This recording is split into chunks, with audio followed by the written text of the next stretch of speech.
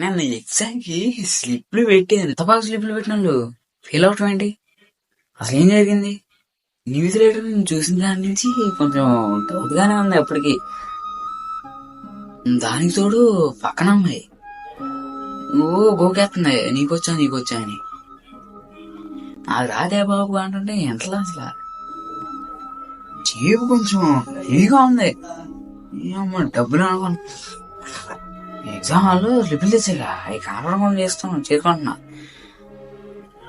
అమ్మ జేబు సరి చేసుకుంటుంటే దీనిపా కింద పడిపోయిన స్లిప్లు. ఏం చేయాలో అర్థం కావట్లేక టెన్షన్. ఒక పక్క ఇల్లు వస్తాయేమో భయం వేస్తుంది. అయిపోయింది దొరికిపోయానని అమ్మ కింద ముందుదామని చదువుతున్నా. పక్కన అమ్మాయి స్లిప్లు గోల పెట్టేస్తుంది.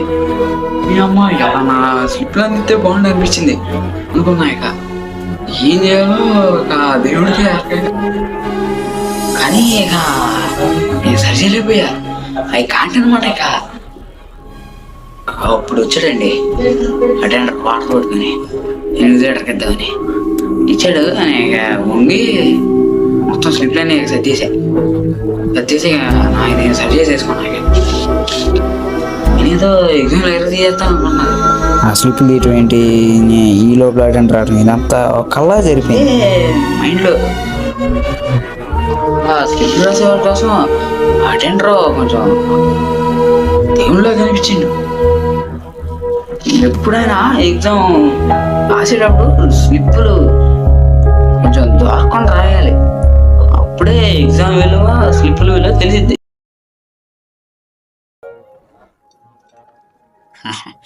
ఎలా ఏ సప్లీ అని రాత్రం ఖాళీగా ఈడు మ్యాథ్స్ సప్లీ, ఆడు ఫిజిక్స్ సప్లీ, ఆడు కెమిస్ట్రీ సప్లీ. ఎలా ఉన్నారు రీడు? పొద్దునైనా రెండు లేసి ఏ సబ్జెక్ట్ చదవాలో అర్థం కాక, ఏ సప్లీ రాయాలో అర్థం కాక, ఎగ్జామ్ హాల్లో నీకులా క్లియర్గా రాయటం చిరాకు నాకు. ఆడ దగ్గర రాసేయటం. ఇట్లా అందరం ఒక్కరికి సప్లీలు రాస్తాను వాడిని సప్లీ ఎలా పాస్ అవ్వాలో అన్ని సూత్రాలు అనుకున్నా కానీ మీరేంటో, మీ సప్లీలు ఏంటో, మీ బ్యాక్లాగ్స్ ఏంటో నాకు ఎప్పటికి అర్థం కాదురా. నా జీవితంలో విచిత్రమైన సప్లీ అంటే అది ఇది. సప్లీ ఎలా అన్నా మొన్న సప్లీ రైటింగ్ వచ్చినప్పుడు చూసుంటారు. గొడవ ఒక చిన్న మ్యాథ్స్ సప్లీ కోసం గొడవ చేసేస్తున్నాడు.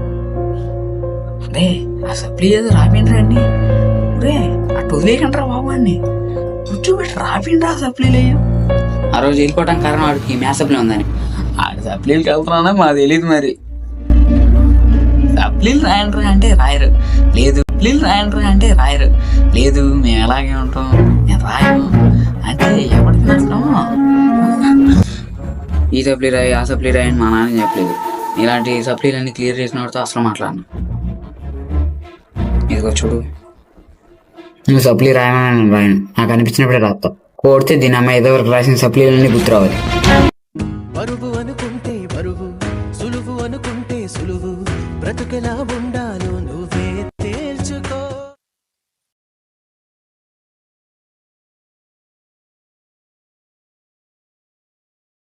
ఈసారి రాసిన సప్లీ ఏమనుకుంటున్నారు? ఈ సప్లీ మామిడిదే అనుకుంటా. ఇంకా మీ ఊడి సప్లీ అంటారు ఏంటండి? ఇది మీ ఊడి అండి, ఏడంటారు అది, ఏదో అంటారు అది సప్లీయా.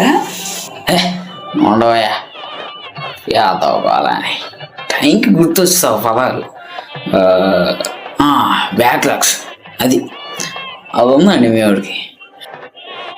సరే కానీ మీ వాడు పేపర్ ఒకసారి పట్టినానండి. అసలు ఎందుకు ఫీల్ అయ్యాడో చూద్దాం. సార్ నీ పేపర్ పట్టురా. ఫుల్గా రాయండిరా, సగం పనులు అన్నీ. హాఫ్ నాలెడ్జ్ అసలు రాయకండి రా బాబు, పాస్ అవ్వలేదు అసలు. కాలేజీకి వెళ్ళి సప్లీ రాస్తున్నాం అంటే సరిపోదు, మంచిగా రాయాలి సప్లీ పాస్ అవ్వాలంటే.